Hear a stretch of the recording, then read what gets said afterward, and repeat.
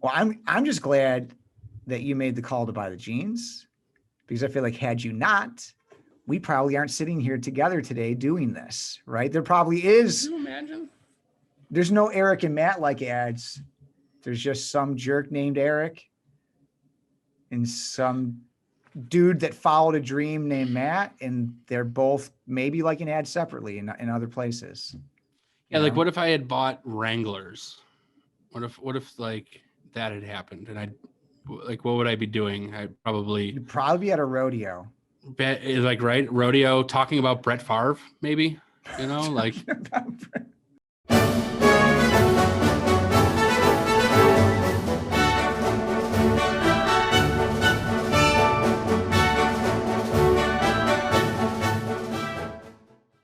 Anywho, what are we here for today? Are we going to watch an ad? Oh, yeah, all right. I'm sorry. Am I scaring you away? I am. I'm scaring you away. Me? No, not at all. So you want to watch the ad? You got an ad. Are we watching one ad? Because you said there's like a few of them, and I saw it, but like, which one are we going to do? So we are going to watch Pioneers, but this is a part of a campaign called Go Forth. Yeah. So we're going to watch this ad because all of these spots are very similar, just different poems or whatever is the actual copy for them. And then I'm going to bring up a couple of the print pieces that went along with this because I think that they're kind of yeah, I'm looking at some of them right now. I was actually going to bring some of them up if you didn't. So yeah. No, I think that they're like bold and very interesting. I think this whole campaign was very interesting. So why don't we have a look at the ad and then discuss it? Okay. Is that what we do? I think so. Cool. Pioneers. Oh, pioneers. Come, my tan-faced children. Follow well in order. Get your weapons ready. Have you your pistols? Have you your sharp-edged axes, pioneers, oh pioneers? For we cannot tarry here. We must march, my darlings. We must bear the brunt of danger. We, the youthful, sinewy races, all the rest on us depend. Pioneers, oh pioneers. Oh, you youths, Western youths, so impatient, full of action, full of manly pride and friendship. Plain I see you, Western youths. See you tramping with the foremost. Pioneers, oh pioneers. We debouch upon a newer, mightier world, varied world. Fresh and strong the world we seize. Pioneers, oh pioneers.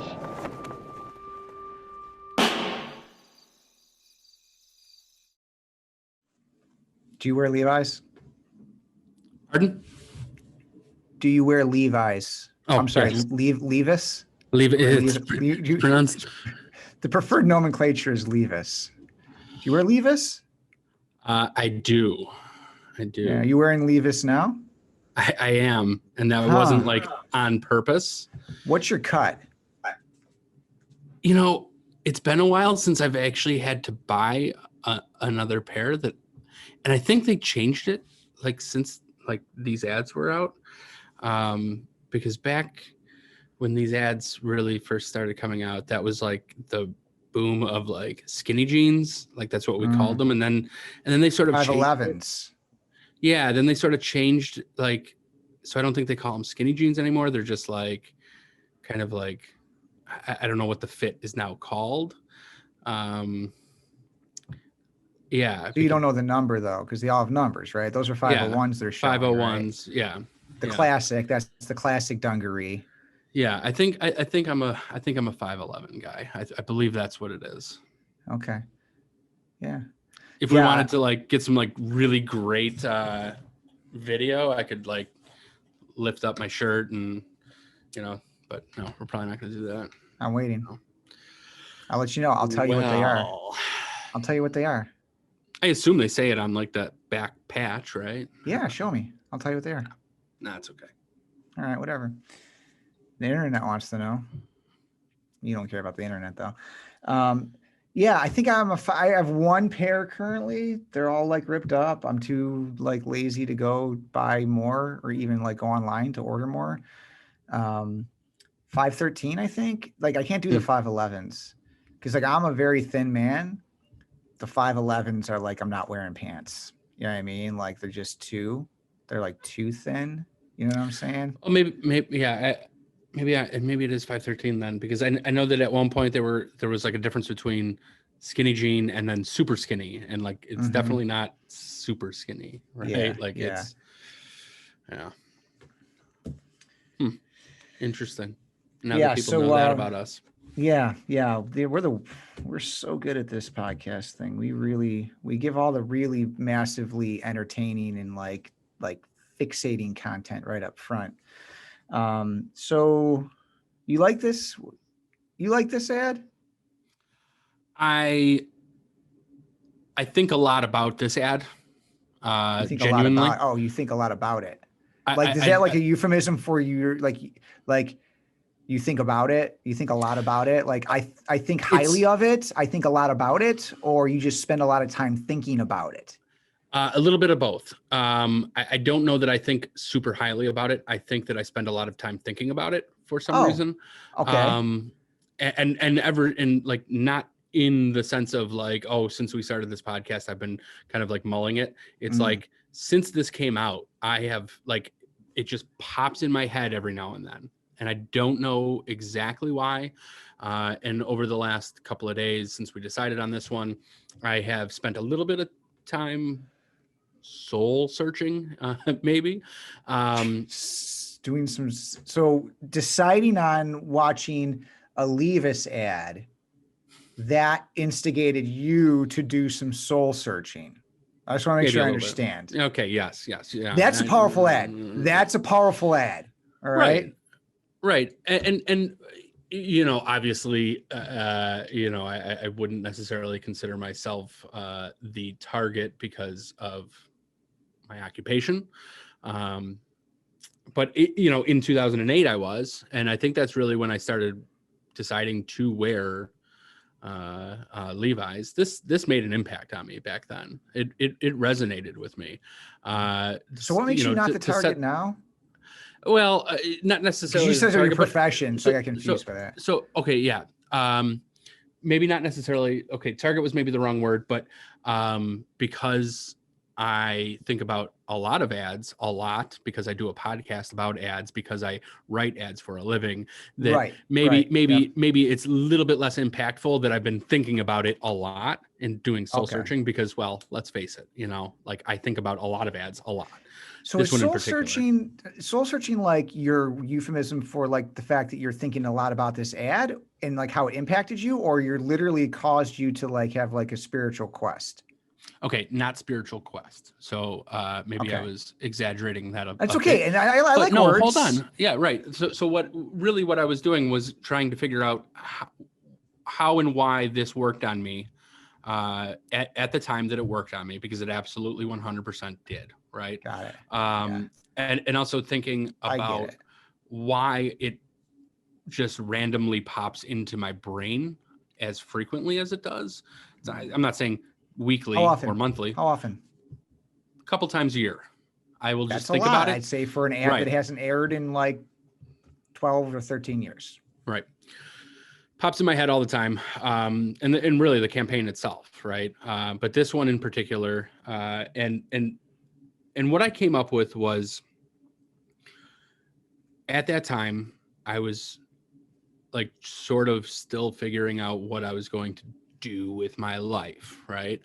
Um, and there was a great financial collapse. So this was during the Great Recession. I remember that. It was awesome. The Great Recession. Not just the good recession, the Great Recession. And maybe it was a little bit after it. You know, I'm not positive, but and I was, you know, like certainly kind of working jobs. You know, I wasn't in a career necessarily. Really, Yeah. just sort of finding myself. Mhm. Um, I've always been kind of like part a serious person and part kind of a fun, you know, like goofy. But I certainly have a very serious side that comes out every now and then. I think this worked on me, especially with what we're going to look at in a moment, with the print stuff, because it was it really sort of takes a shot at like the like the norm, right? Like the people in suits are the ones that run the world, and I think it was powerful for me, because I knew that I would never want to be that person, but I also knew I wanted to be successful, that I wanted to be a part of something, but also be unique and original, and I liked that there was a good deal of history to Levi's, right? Like, I mean, they're literally saying pioneers. I mean, I know that it's Walt Whitman, but they're using Walt Whitman as like this call to arms almost, right? Like, do you feel that? Like that this isn't like a call to action, it's like more than that, because it's just so big and powerful. Yeah. So, I mean, that was really kind of what I came up with for myself, right? I was a little bit angry at the world because of, the economy. Like, people talk about it like kind of, oh yeah, the economy's bad, and it's like, yeah, but like that sucks, right? Like that sucks that like decisions that, these people in their ivory towers made are now affecting me, who had no part of that decision, no say in it, and now it's affecting me and my ability to start my career, and all of my friends, right? Like, I watched it. Like, I mean, this is right when we would have been graduating from college, right? And getting out there in the job market, and it was just, oh yeah, well, no, tough time to be in the job market. It's with the Great Recession going on, and and it's like, wait a minute, no, fuck that. Like, this sucks. Like, life is short, and it's gonna. I mean, really, like, if you look at things, it's put a lot of people my age several years behind in a lot of things, like in their career development, which then puts behind like house buying and wealth building and everything like that. And I liked that this was sort of like kind of So taking that anguish and sort of putting it into words for me. yeah, and I get that. I think it shows how powerful the ad is, and how powerful an ad can be, and how it can leverage a time, a mood, make a social statement, while also selling you a product. Right. So essentially, the solution to all that is start wearing Levi's, stop wearing shirts, right? And like go out there and like get it done. All right. Like, make a new path, carve a new path, and if you're going to do that, you probably should be wearing Levi jeans, if you want to be successful. I think the use of Walt Whitman's, poem is, I mean, there's like 20 some stanzas in that poem, I think, and they obviously can't use all of them. It's a 60-second commercial. But I think that is, I think that was well done. I think, Walt Whitman, it kind of made like, kind of a call to action to America to kind of, find itself and reestablish itself, right? Around the time of the Civil War. You think he that was published right before the Civil War? I don't know. Something like that. It was around that time though. So yeah, I think that the whole like go forth, the go forth, the idea for the campaign that comes from a Walt Whitman poem, right? That's actually like in there, isn't it? Isn't it in one of his? Isn't the phrase about go forth, whether it's in O Pioneers or? Well, he says Pioneers, O Pioneers, I think is actually the name of the poem. Yeah, that is. Does he say go forth, my tan I feel faced like I read it. children. I feel like I read it Yeah. somewhere in preparation for this. Yeah, it is. It's somewhere. But as I was engaging with it, I was like, this is like pretty relevant right now. I feel like that message is still actually like it could have been created right now. I mean, I think that, and I like that about it. I feel so it's kind of, it's suitable for today's kind of, esprit de corps. I liked how they, just technically speaking, I liked how that banging sound. I The didn't snare know. Do you know? drum. Yeah, I don't know who, but the way that they timed it with when Yeah. the guys were running that, I thought at the beginning, I thought that was pretty cool. But it also like it jars you a little bit, right? So it kind of like, Keeps you. it's a little but it's a little unsettling. So Mhm. it adds to kind of like the mood of the thing. It's I'm sorry to interrupt, but it's No, an no. exclamation point, right? It's Yeah, I guess in a way, but I feel like it's not like,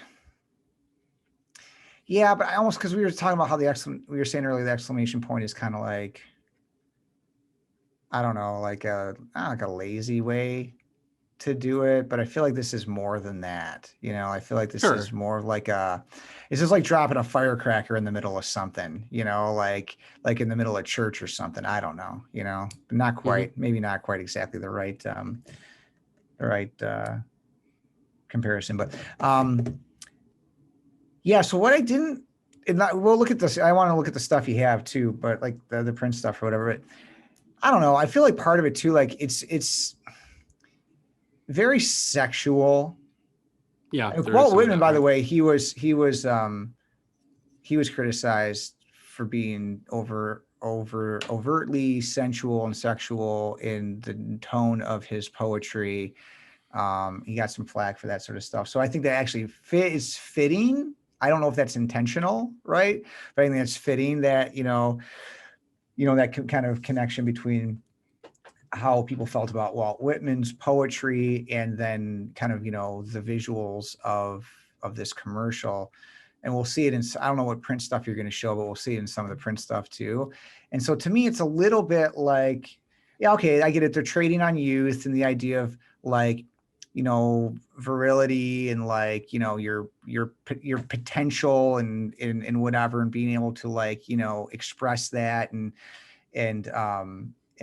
draw from that to go forth, so it's like go forth and prosper. That was like that kind of suggests, I think, reproduction almost in a way, and in a very like like literal way. But so yeah, but then there's a piece of me that's like, okay, I get it. Like we're using a lot of really attractive young people and they're all like sexy looking and a lot of them aren't wearing shirts. And I realize this is art. I get it. This is art. This is advertising. This is not necessarily about, how realistic can we be? No, I don't think that they're saying the solution is to start wearing their jeans and stop wearing shirts. I obviously was joking earlier, but like, so I don't know. There's a piece in that feels like it's a little like, okay, you know what we can do to make sure people are paying attention to this? Let's like make sure there's a decent amount of like sex in here, things that are like sexy enough. And I don't know. I guess maybe, and I'm not trying to put words in your mouth, but maybe you were also thinking, you know what, I'm kind of, I want kind of flaunt a little of my sexiness, so like maybe that's it had that impact on you as well. Did you have a period of time where you stopped wearing shirts? You know what? You caught me. No, this is why you couldn't get a job, because you're showing up to the interviews topless. See, that's a no-go. It's a non-starter for most positions. Right. Maybe a landscaping job, you might be able to get away with that. Yeah. I don't believe there was ever a time in my life where I sat down and said, I'd like to start flaunting my sexuality. I don't think that's ever. I'm not saying you like deliberately did it, but I'm wondering if it may be like, just on some level, you're kind of, Matt's kind of like, I don't know. Yeah, maybe. I got some more soul searching to do, apparently. You said you're going camping this weekend. Maybe I'm going to have to check in on this, just do me a favor and just tally up total minutes where you're topless this weekend while you're camping. I can add that up for you already, and it will be 0. Swimming? So it doesn't look like it's going to be a particularly hot weekend. Okay. So I doubt that I will be jumping off the boat. If I do, I will tally the minutes for you that I'm topless. Okay. Well, I'm just saying, possibility thinking, man. All right. Yeah. Keep it No, in yeah. mind. I just, I know myself pretty well. I know my routines. So we had a little bit of a Lord of the Flies kind of feel to me too, right? It's like the youth is, and that's sort of, by the way, this is all very well done. So I'm knocking it a little bit, but it's all very well done. The use of sensuality, the complete explicit freedom to be yourself, to do what you want, to jump on things, to like tear your shirt off, to dance around a fire. Like, yeah, it's all very primal, and it works with the message of the poem and the voiceover. And like, I mean, it's Whedon and Kennedy. These people know what they're doing. All right. So like, it's all very well done. It is very well done. Right. And I guess maybe there's just a piece of me that's kind of like, I wish that I don't know, because to me, it's almost like it's the easy thing to do. Pandering. It's the easy thing to do. It's like, let's show some topless, like really attractive people, Yeah. Let's see how that works. It's that cliche of like, well, sex sells, and it's like, if you really believe that, then you don't know how difficult it is to actually put together an ad, right? Like if you think that's just it, like then you're in the wrong business, because there's a whole lot more to it. Does it maybe help, grab some attention? Of course, right? And I think there's plenty of examples to show that, yeah, sure, it does help. But by simply saying sex sells, that's just you showing how little you know about it, right? Yeah. How many like dudes our age that are our age now back then went out to Kaufman's or Lord and Taylor or whatever and picked up some Levi's because they're like, you know what, this kind of speaks to me. I want to feel younger, less inhibited. I want to walk around the streets of some city topless. No, they're not actually going to do it. They're not going to do it, but they're going to buy the Levi's jeans, and there's going to be some of that identification. Am I right? I mean, that's how it works. Well, okay. Maybe to some degree, but I speaking personally, and going back to like me saying that I do have kind of a serious side. I first of all, I used to write a ton of poetry, and a lot of it somewhat angry about angry things. I was an angry emo. Poetry. I was an emo at one point. What were you angry about? Just who knows? I don't know anymore. I'm no longer angry. Isn't that how anger works? Oh, good. That's awesome. So you got it out. But I enjoyed that it was kind of like a manifesto, and I think even more relevant to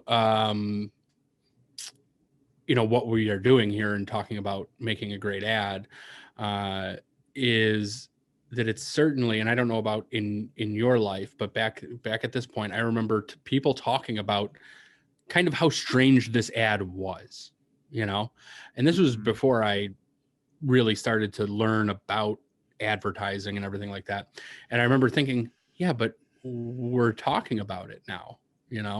If they had just said, hey, there's Levi's, they're $49.99 at Kaufman's, we wouldn't be talking about this now. We wouldn't have been talking about it then. Yes. So I think that there's some, it is powerful in that way. Right. I think you can, and we've done this a number of times, but, relate it back to other great campaigns. So the Volkswagen, right? Think Small, Lemon, like people in advertising probably hated that, right? But they sat around and talked about it, right? People that hated the car were still talking about it, because it was, obviously on a very different level, strange advertising, but this being kind of strange and kind of like overly serious about a not very serious product and decision, a decision to buy pants, like they're jeans, No, but that's it. And it's like, but that's what you got to do because no one gives a rip about jeans. Right. right? They don't Something you care wear. that they're $49.99 at Kaufman's. No, you're right. This Right. is an effective ad. I think that they did everything pretty much really, really well. I was just kind of like pointing out something that, for me, I don't know. Maybe I don't know. Yeah, I think these are great, by the way. Yeah, the I think these uniform are of fantastic. common sense. What a philosophical statement they're making there, right? about pants. No, not about pants. This shit's not about pants. This is about what's happening in the economy. This is what's about happening in government, right? Mm-hmm. And all that, and big business, and how all that's tied in. And then they're saying, look, if you're not like those people, so again, it's a worldview thing. And they're saying the people, like if you believe these things, you wear Levi's, right? Right. Yeah. It's really, yeah. Yeah. Yeah. And notice what's called missing. A uniform. Notice what's missing. I think that's really, really well done and really well thought out. There's no person in it. There's no topless person for you, although there will be. I know you're excited about that. Sorry. Terribly. But also it's not just like pants sitting there. It's like obviously posed in a way that matches kind of like the movement of that spot, like the ad spot, like it being in motion, go forth, I like that. Same thing here. They're, like kind of just all over the place when there's work to be done. Right. I like that. They knew who they were targeting. Right. Yeah. And look at the pockets. What do you think? Go back. Right. That's those good point. Pockets. They pull them. Why do you think they're doing that? Why do you think they're doing that? I would say, it's like, hey, I've got nothing, but I've got work to do. But is that a little bit too obvious? I don't know. Well, there's something else somewhere where it talks about, I think we'll see it later, right? That's something about when all you got is what you got or something like that. Yeah, but like they're empty pockets. They're empty pockets, right? Right. Yeah. So somewhere in here. Yeah. All I need is all I got. And there you go. And she's walking away from you and she's topless and she's got a dirty bum. So she obviously doesn't give a rip about anything because she'll just sit right down on the moist, muddy ground and just get dirt on her bottom. All right. And so let me tell you, so here's it. I got it now. It took me a second, but now I know why this bothers me. All right. It's the same thing that bothers me when I want my dog, Wrigley. I love you, Wrigley. I do. But when I want my dog, Wrigley, to come to me, he's out sitting in the driveway. He's probably barking at somebody, right? I want him in the house. So I call him. Now, we invested early on in some training, not so much for him, but training for us to learn how to be a good owner of a dog, right? And so it's mostly about training the owners, then training the dog. And so we did, I'd say, a moderate job of doing that, doing the exercises, the training, being consistent with it. And then, you get a little lazy and it starts to fade a little bit. Right. So he'll come to some commands, right. But not as consistently as he should. But you know what you can do if you want your dog to come in, Matt? Lie to him. All right. You can lie to him. Like you're going to give him something, but then actually not give him something. Most of the time you're going to give him that thing. You're going to get a treat. You get a treat. You get a big piece of meat, right? We don't. We use treats. We can do that, right? Why? Because the dog loves that. There's no dog that you're going to put a big old fat steak in front of that is not going to lose its mind over that. They don't exist. I don't believe that, right? So to me, or you know what you could do? You could actually do the work to train your dog, all right? But that's way harder to do. So you take the shortcut and you throw a treat at them. And this is why this stuff bothers me.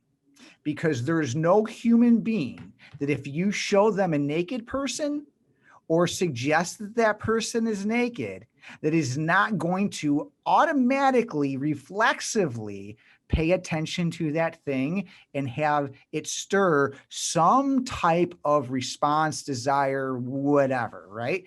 I just don't think it's possible. So to me, it's like a cheat, right? It's like you can't help but respond to something when you see someone that's naked or partially naked or suggestive of that. So to me, I don't know. Is it lazy? I don't know if it's lazy, but you see what I'm saying here? Like, I think that's what bothers me about it, right? Is it cheap? I don't know. Does it work? Hell yeah. It works. Does it look awesome? It looks awesome. Does it get old people pissed off and saying stuff like I'm saying right now, but like in different words? 100%. So is it great advertising? Yes. Can I still be bothered by it? You tell me.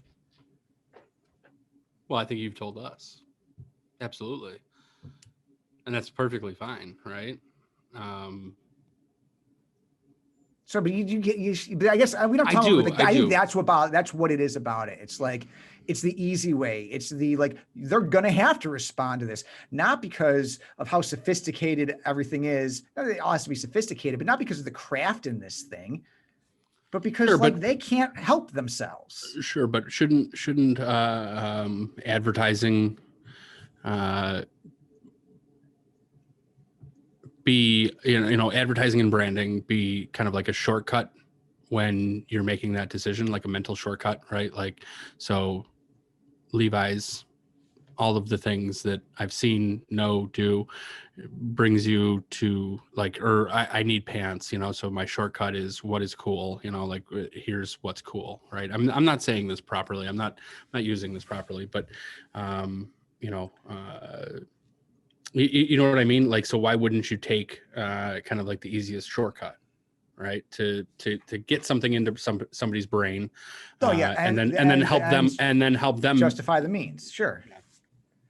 I get that. Yeah. And I get that. And there's an argument there for sure. I think this is like, and again, this is also, I think this is like a worldview thing. This is a, what you think about a particular thing versus what someone else thinks about that thing, and where you place the emphasis, what the priority is, where the values are on that. So I'm not going to say that. I'm not saying they were, like I said, I'm not even saying they were wrong to do it. I'm saying something about this bothers me. And I think that's, for me, like what it is. Like, it probably because I don't know. There's something about my values. There's something about the way I see the craft. Right. How Erik thinks it should be done. Right. Which just does not mean that's how, Erik over at Whedon and Kennedy, like, should do it. Right. And it's not like the entirety or totality of this campaign is about sex, because it's not. But I'll tell you what screams off to the page to the average person is not the fact that Walt Whitman wrote a poem and they're reciting it. Okay. It's not that. It is not because it's timed with the recession, the Great Recession, though I think that, by the way, is smart and is part of what makes it strong. But to the average person, like, what's working on them? Oh, but maybe it's like a conscious, subconscious. I don't know. It's still well done. I still am a fan of this campaign. I really am. I think that. Okay, yeah, maybe they don't know that it's Walt Whitman, right? But I think that it is what the, what the poem is. I think that's part of what works for people with this and gets people talking about it, because, if it was just, I mean, you can, and this would be interesting to do. You can completely, and rather obviously, but completely change the way that whole spot works by, like, putting like a rock song over it, right? Like the whole, like all of that visual, all of the sex in it becomes more, like comes out more into the forefront. If it's a Van Halen song, right? Like, think about it, like it completely changes everything about it. And that can probably be said about any ad, right? Yeah. Go back a few weeks and, change Nobody Is Normal and change, swap out Creep for, a Van Halen song. I'm not even going to change what I'm thinking there. And yeah, obviously it would completely change Sure. the whole thing. But I think this in particular. So I think Oh yeah, I think there's it's a something good definitely more mix. I think it's a sophisticated really happening there I as think a it's result of that choice. right. I agree. So I agree with you. I think the way that those things are orchestrated is well done. And again, why I think this is a really excellent campaign, because it is smart, as well as being sexy. And honestly, it is jean. I mean, we're talking about jeans. It is Right. fashion. It Yep. is like people talk about like, how does my butt look? Right. Like that is Mhm. definitely like a thing. Right. A I ask defining my wife that characteristic every morning. yeah, I knew that.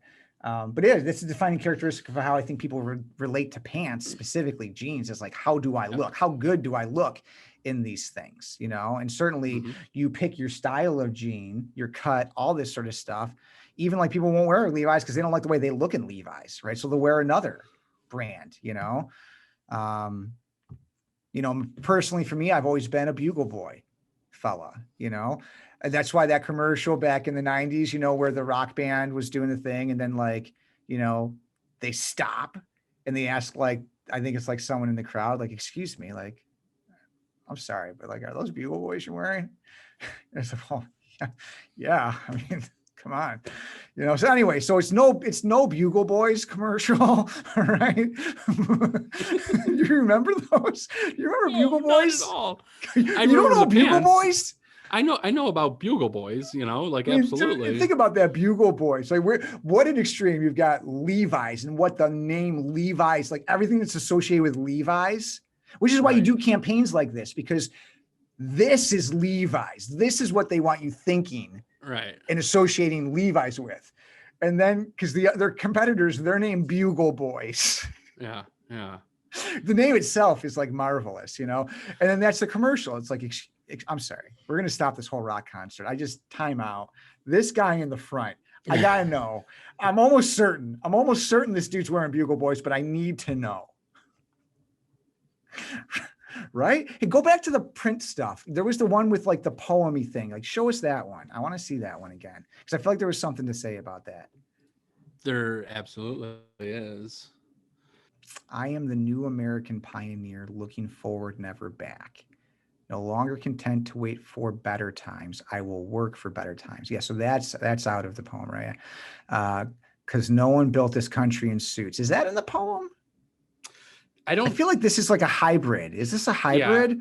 Yeah, all I need is all I got. Bruises heal, stink is good, and apathy is dead. So I strike up for the new world.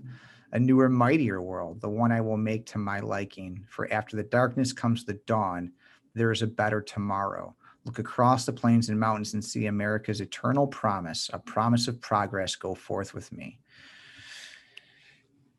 It's good, man. Yeah. You'd read that. You see that in like an ad, like a magazine, you'd read that for sure. The way that they did the type, like this scrawled kind of handwritten, it's like chalk on chalkboard, but it's not, sort of whatever. I don't know what it is, but yeah, it's pretty awesome. Yeah, I completely agree with that. I definitely like, also, like Levi's has this incredible history, right? Like when I think of Levi's like history, I think like Gold Rush, right? Like the actual pioneers, right? The ones, that were shaping America, right? And this helps you get there, right? I think the Walt Whitman poem does to some degree, but this really, I mean, well, I think that's the thing. They don't, because that is I'm not gonna say everyone who knows about Levi's, which like everybody knows about Levi's, right? I mean, who does not know about Levi's? They don't all know, but I think most people know the thing, right? It was the gold rush. It was going west. It was Levi Strauss inventing this whole thing that we call, right? Like jeans now, right? But for me, dungarees, I really do. Dungarees is still my favorite kind of like term for them. Dungarees. I don't know. It's fun to say dungarees, but yeah, so I think you're right. So I think that they connect the dots back to that, and a lot. So like, again, another piece of what makes this pioneers, this go forth, this reestablish the American ideal. Like, it puts it quote on brand because like, well, this is a big piece of like, this is where Levi's came from. Right. Was actually people, here's the irony of it. People actually doing the tough, arduous, some of them died thing, right? To actually live it out versus like people that are now buying the jeans to associate with this idea, but are actually not probably doing anything that terribly industrious or like, or precarious, right? Right. But it's all relative to the situation, to the time period, right? Like, the reason I didn't go discover California is because it's already been discovered, right? Everybody has their own journey, right? Like, you are a pioneer through your own life, right? You're I think so. figuring it out as you go It's along. about challenges faced, that instigating the challenge, right? It's about how active I think you are, right? It's about how active, and this is what they're suggesting is like you go forth, you are active, right? You move forward. What I'm suggesting is that I think, and I'm not here to speak to everyone's individual journey or judge anybody. My point is, on average, not just with Levi's, but most of like when you buy a brand name product, you are associating with the ideals of that product. But my point is the pioneers did not have a product to associate with to get the feelings and to tell people what they were about. They literally had to go west and deal with all of the dangers and the hardship and do the thing. Now in our day, we can buy the product that symbolizes that and associate with that self and get the feeling of that without actually having done the thing. That's the point. So I more wanted to speak to just kind of how it shifted, right? That whole thing versus, so Levi's can say go forth. It's like, okay, well, go forth beyond buying and wearing our jeans, maybe, right? Because at that point, they're satisfied, right? They're good. Yeah, right. So I can safely say that I owe everything to Levi's. My whole well, look at you now, man. life. You've done it. You've My done whole the life. thing. Everything. They were man. like, buy our jeans and shit'll just happen for you, dude. You don't even need to wear a shirt. Literally all you need are those jeans. You need the jeans. Oh, well. How about Jordache? Yeah. I don't know. Hanging out at the mall. Which one is the ones that make you feel like a natural woman? Are those, which one was that, Don't know. You make me feel like that wasn't jeans. Woman. It was jeans, and she's like putting all, and they're always there. Oh, you're always gonna like pulling them up at the end. It's always like that. Boop, Yeah. And also usually not wearing a shirt. Yep. Well, we've learned something about advertising jeans. Lee jeans. Remember Lee? Lee, yeah. Are they still around? I think, I don't know. I just assumed Lee. I assumed all these companies. I don't know that Bugle Boy are necessarily still around. I can't imagine. I think Jordache. Wrangler's definitely still. I think Wrangler tried to make a comeback recently, right? Yeah. They were doing something, right? Yeah. They were telling people to come back because they want to make a comeback. So like, look, Levi's, you go forth. Wrangler, you come back. Come on back. Come on home. You've been gone far. That would actually be smart, dude. That would be smart. That would be really smart, right? Come back. Yeah. Right. Come back to the ranch. Yeah. Come back to Wrangler. It sounds a little bit like it'd be like a beer slogan, right? Come back to the ranch. Come back to Wrangler. Yeah, remember Carpenter jeans? We'll end on this. I feel like is like because this pretty much probably everyone's going to go away because remember Carpenter. There was like a blip, like in the early 2000s, late 90s, early 2000s, where Carpenter jeans I think Never heard of them. Old Navy, I think, led the charge on this. Because you know what I needed to do when I was 19? I needed a place for my wrench. I needed a place for my it had the tape little- measure. Yes, little exactly. thing here. All the yes, not cargo pants, but they were kind of like, and they had the pocket. They were, because that's what I guess when you're a carpenter. I don't know. I'm not a carpenter. I think those are the pants that Jesus wore. He wore carpenter. He wore carpenter jeans. There we go. You know. Yeah, I'm glad we figured that out. Jesus wore carpenter pants from Old Navy, and a tech vest. I was gonna say a performance fleece, but Performance fleece. Yeah. Yeah. Hey, Sing the jingle. I'm glad. I actually don't remember it. Old Navy, Old Navy, Old Navy performance fleece.